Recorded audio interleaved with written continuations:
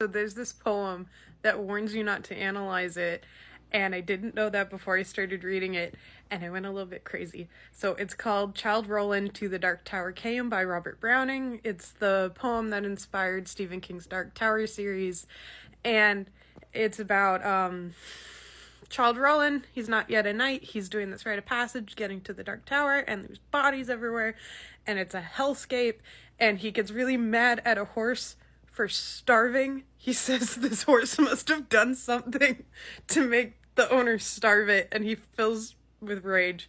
He just thinks about people who died after they betrayed someone and honor and all this crap. And I was like, yeah, cool. This is really cool. I bet it has a rich, deep meaning. And I tried to use my literature degree to try to pick it apart.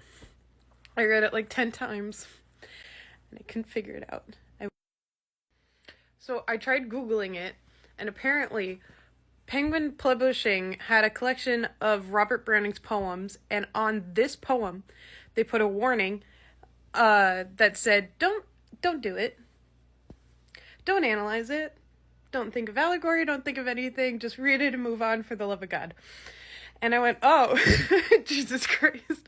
So I Googled it more, and I was like, what are other authors saying? And like Margaret Atwood and a bunch of other contemporaries, and people try to like analyze it, and they have their own meanings of it. And most of them pretty much just say that Browning, the poet, must be Roland, and getting to the tower must be like an allegory for creating art. Because once he gets to the tower, the poem kind of ends. It's very anticlimactic, spoiler alert.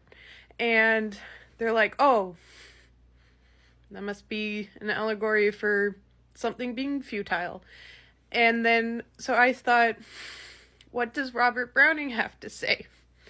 And I Googled it, and he basically said Law XD out of it in a dream, and I wrote it down. He said, try your best, loser. He said, I'm out.